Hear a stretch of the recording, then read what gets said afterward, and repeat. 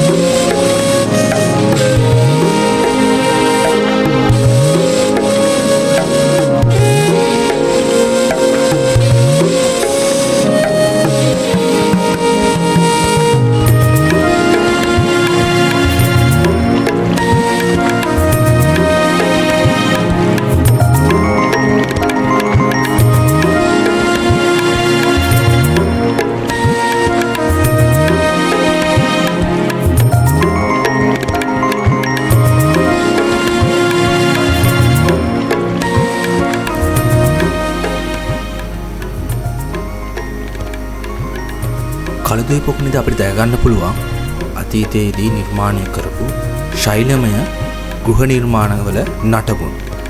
විශේෂයෙන්ම අනුරාධපුර යුගයට අයත් ගෘහ නිර්මාණ ශිල්පකම අපිට මෙහිදී දැක ගන්න පුළුවන්.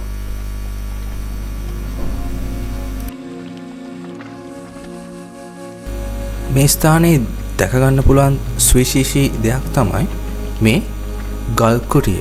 ශෛලමය වශයෙන් ගෘහ නිර්මාණ ක්‍රම භාවිතා කරමින් නිර්මාණය කරපු මේ ගල් කුටිය අතීතයේදී භික්ෂුන් වහන්සේලාගේ පරිහරණය සඳහා නිර්මාණය කරපු බවයි පේන්න තියෙන්නේ.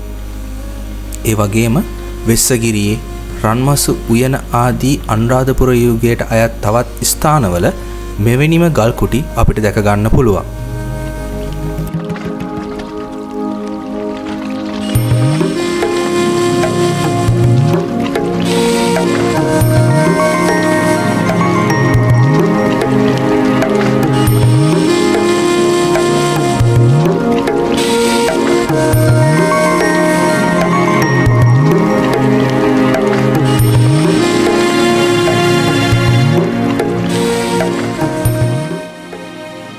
ඈතින් පේන ඇත්වේරට පාමුල ඔබට මේ දැක ගන්න පුළුවන් වෙන්නේ කළුදිය පොකුණ.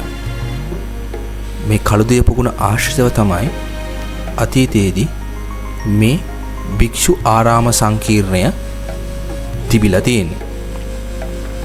භික්ෂුන් වහන්සේලා 2000කට වගේ අධික ප්‍රමාණයක් මේ මිහින්තලා භූමිය ආශ්‍රිතව වැඩ වාසය කරා යයි සැලකෙනවා. ඉතින් උන්වහන්සේලාගේ ජල අවශ්‍යතා බොහෝමයක් මේ කළුදිය පොකුණ මගින් තමයි සපයගෙන තියෙන්නේ.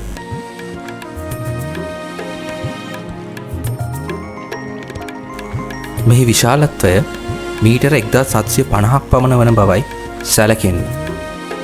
ඒ වගේම පොකුණේ උතුරු බැම්මේ දිග අඩි 280ක් පමණ වන බවත් නැගෙනහිර බැම්මේ දිග අඩි 720ක් පමණ වන බවත් තමයි සඳහන් වෙලා තියෙන්නේ.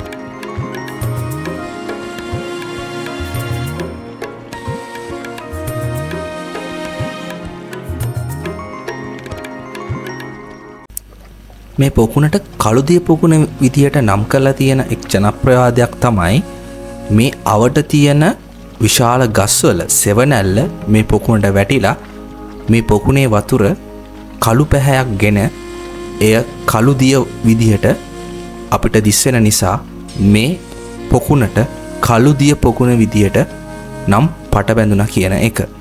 ඉතින් ඇත්තෙන්ම මේ පොකුණ අපේ මනස සුවපත් කරන ස්වභාව දහමේ අපූරු ත්‍යාගයක් විදියට තමයි මම නම් දකින්නේ. මේ ස්ථානට ආවට පස්සේ අපිට මේ පොකුණ දිහා බලාගෙන අපේ මනස සුවපත් කරගෙන සැහැල්ලුවෙන් මේ අවට පරිසරය අත්විඳ ගන්න පුළුවන්.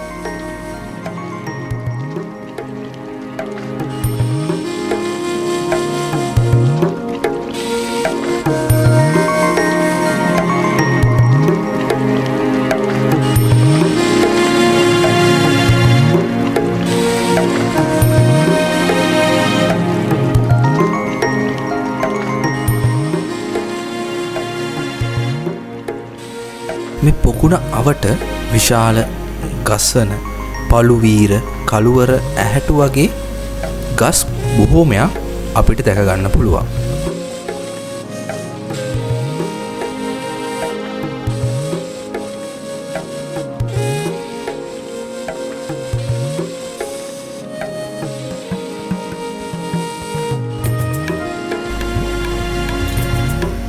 මේ ස්ථානය ඉදිකිරීම ගැන විමසා බලනකොට HCP බෙල් මහත්තා සඳහන් කර තිබෙනවා සිව්වන කාශ්‍යප රජුලන්ගෙන් ඒ කියන්නේ ක්‍රිස්තු වර්ෂ 896ත් 913ත් අතර සෙම්පතිකු විසින් කරවන ලද පිරිවෙන් සංකීර්ණයක් මේ ස්ථානයේ තිබිලා තියෙනවා.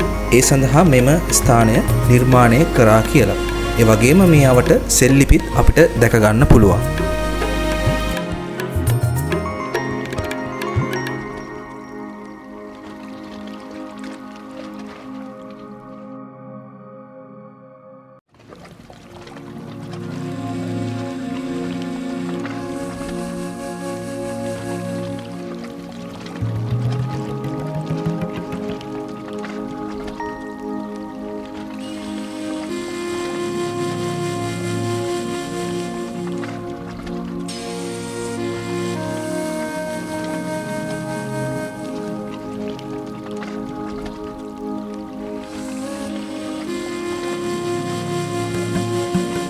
මේ ස්ථාන දැක ගන්න පුළුවන් තවත් සුවිශේෂී දෙයක් තමයි මේ ගල් පඩිපෙළ. මේ ස්ථානයේ අති විශාල ගල් පඩිපෙළ ප්‍රමාණයක් අපිට දැක ගන්න පුළුවන්. මේවා අපිට බොහෝමයක් අනුරාධපුර යුගයට අයිති කියලා හැඟවෙනවා. ඒ වගේම ඒ යුගයට අයත් ගෘහ නිර්මාණ ක්‍රම භාවිතා කරලා තමයි මේ ගල් පඩිපෙළ අපිට ඉදි කරලා තියෙන බවට දැක ගන්න ලැබෙන්නේ.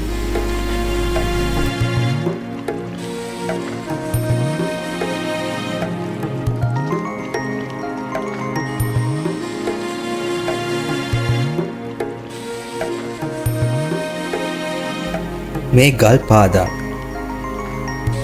විශේෂයෙන්ම අනුරාධපුර යුගයට අයිති ඒ වගේම රිටිගල මානව කන්ද වැනි පුරාවිද්‍යා ස්ථානවල දැක ගන්න පුළුවන් ගල් පාදන් තමයි මෙහිදීත් අපිට දැක ගන්න පුළුවන් වෙන්නේ. ඒ වගේම මේ ගල් පාදම් ඉතා සුවිශේෂී තාක්ෂණයෙන් යුතුව නිර්මාණය කර බවට ඔගොල්ලන්ට ආපුවාම මේ ගල් පාදන් දිහා බැලුවාම පේනවා ඇති.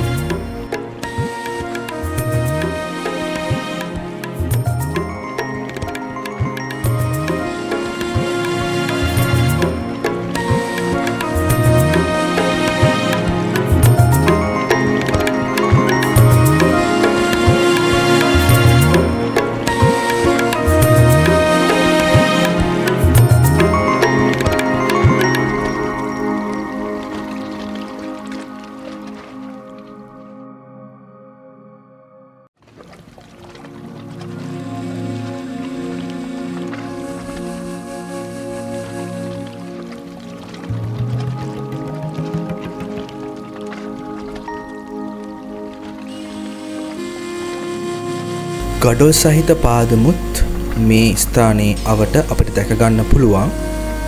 මම හිතනවා අනුරාධපුර යුගයෙන් පස්සේ ගඩොල් සහිත පාදම් යුත් ගොඩනැගිලි මේ ස්ථානයේ ඉදි වෙන්න ඇතයි කියලා.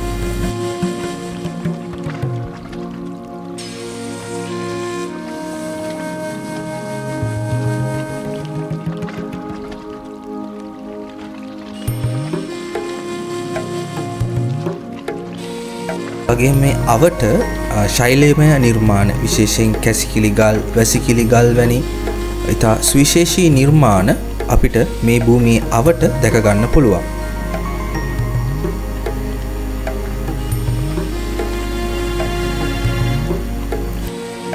ජනප්‍රවාදය වගේම ධර්ම ප්‍රදීපිකාව නම් පැරණි ග්‍රන්ථයෙන් සඳහන් වෙනවා බුද්ධ රක්ඛිත හිමියන් වහන්සේ විසින් එක්තරා කළුවර රාත්‍රියක මේ කළුදිය පොකුණු අසල කළු තිමිරි ගහක් මුල කළු නසන ධර්මයක් දේශනා කරා කියලා.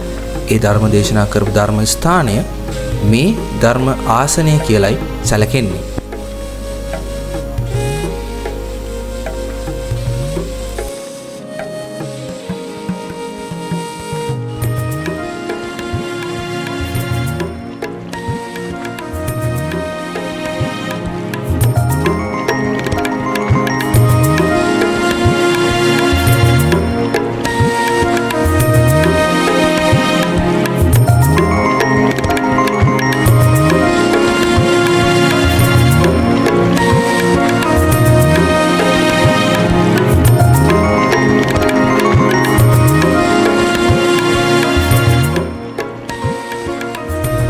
මේ ස්ථානයේ පොකුණට යාබදව චෛත්‍යයක්ද අපිට දැක ගන්න පුළුවන්.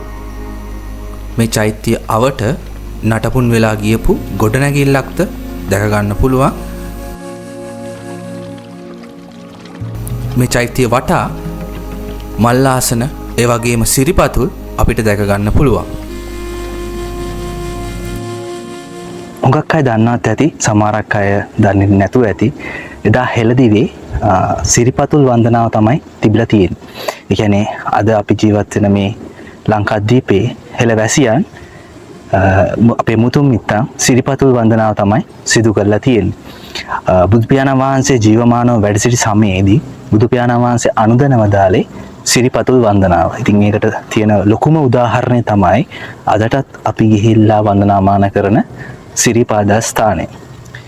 එවකට ඒ සිරිපාදස්ථානයේ ප්‍රදේශයේ පාලනය කරපු සමන මහරජු විසින් බුදු පියාණන් වහන්සේගේ පාදස්පර්ශය ලැබපු ඒ සිරිපතුල ඒ රාජ්‍යයේ තියෙන උසම ස්ථානයට ගිහිලා තැන්පත් කරලා හෙළවැසියන්ට වන්දනාමාන කරන්න අවස්ථාව ලබා දී තිබෙනවා. ඉතින් ඒ යුගයේදී මේ ලංකාද්වීපයේ තවත් බොහෝ ස්ථානවල සිරිපතුල් දකින්න පුළුවන්. අදටත් අපිට මේ එදා අතීතයේ තිබ්බේ සිරිපතුල් දැක ගන්න පුළුවන්. සිරිපතුල් වන්දනාව තමයි හෙළදිව වැසියන් අතීතයේදී සිදු කරලා තියෙන්නේ. ඉතින් වර්තමානයේදී කනගාටු කරුණ තමයි මේ පූජනීය වස්තුව බුදු පියාණන් වහන්සේ අනුදැන වදාළ මේ පූජනීය වස්තුවට අපි නිසි ගෞරවය ලබා දෙනවද කියන එක. ඉතින් වර්තමානයේ ගත්තොත් එහෙම රුවන්වැලිසෑයේ සලපතුල මළුවේ පායට පෑගෙන දූවිල්ලකට තරම් වටිනාකමක් තමයි මේ සිරිපතුලට ලබා දීලා තිබෙන්නේ. ඉතින් ඒක හරිම කනගාටු කරුණක්. අපි සදාවත් බෞද්ධයෝ විදියට අපි අනිවාර්යයෙන් බුදු පියාණන් වහන්සේ අනුදැන වදාළ මේ පූජනීය වස්තුවට නිසි ගෞරවය අපි ලබා දෙන්න ඕනේ. හෙළවැසියන් විදියට අපි මේ පූජනීය වස්තුවට නිසි ගෞරවය ලබා දෙන්න ඕනේ.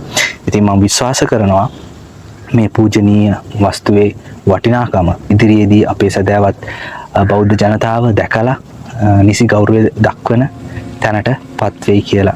ඉතින් මම හදවතින්ම අදිෂ්ඨාන කරනවා ඉදිරියේදීවත් අපේ හෙළවැසියන් මේ උතුම් වස්තුවේ පූජනීයත්වය, ගරුත්වය එදා බුදු පියාණන් වහන්සේ අනුදැන වදාළ මේ පූජනීය වස්තුව නැවතත් වන්දනාමාන කරන තත්ත්වයට ඉක්මනින්ම පත් වෙන්න කියලා.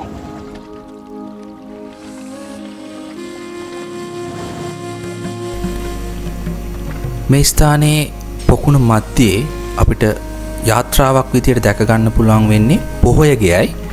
මේ පොහොය ගෙය අතීත භික්ෂුන් වහන්සේලා විනය කර්මය සිදු කිරීම සඳහා යොදාගෙන තිබෙනවා.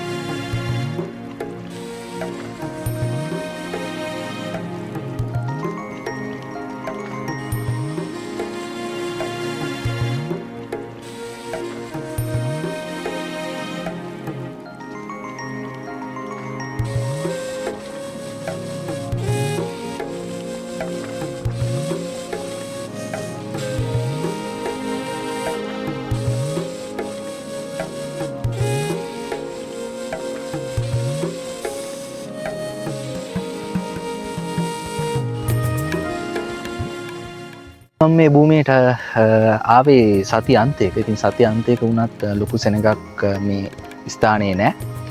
ඉතින් මේ නිස්කලංක පරිසරයේ ඒ සුන්දරත්වය අපිට නිහඬව ඒ සුභාදහම අපිට අත්විඳින්න අත්දැක ගන්න පුළුවන්. ඒත් එක්කම කියන්න ඕනේ මේ වගේ සුන්දර සුභාදහමත් එක්ක ඉන්න පුළුවන් මනස සැහැල්ලු කරන මනස සුවපත් කරන භූමිය තමයි අතීතයේ අපේ භික්ෂුන් වහන්සේලා කමඨාන් වඩන්න ඒත් එක්කම අපේ අරහතුන් වහන්සේලා ධර්ම දේශනා කරන්න යොදාගත්තේ. ඉතින් මේක අනිවාර්යෙන් පූජනීය භූමියක්. අතීතයේදී අරහතුන් වහන්සේලා භික්ෂුන් වහන්සේලා වැඩ වාසය කරපු භූමියක්. වර්තමානයේත් මේ ආසන්නව භික්ෂුන් වහන්සේලා ආර්යයන් සේනාසනයක් තියෙනවා මේ ආසන්නව. ඉතින් ඒ භික්ෂුන් වහන්සේලා මේ අවට වැඩ වාසය කරනවා. ඉතින් ඔයගොල්ලෝ මේ භූමියට ආවොත් එහෙම සංවරව නිහඬව මේ සුභාදහම අත්විඳින්න අනිවාර්යෙන් කටයුතු කරන්න ඕනේ. මොකද මේ වැඩ වාසය කරන භික්ෂුන් වහන්සේලාටත් හිරිහැරයක් නොවන විදියට අපි මේ සුභාදහම අත්විඳින්න කටයුතු කරන්න ඕනේ. ඒ වගේම මේ සුභාදහම ආරක්ෂා කරන්න අඩුම ගානේ කිසිදු ටොපි කොලයක්වත් කිසිදු අමුද්‍රව්‍යයක් මේ ස්ථානයේ බැහැරව දාලා යන්න හදන්න එපා. අනිවාර්යෙන් මේ සුභාදහම විඳලා ඒ සුන්දර අත්දැකීම ඒ මනස සුවපත් කරන ඒ සැහැල්ලුව විතරක් අරන් යන්න කටයුතු කරන්න.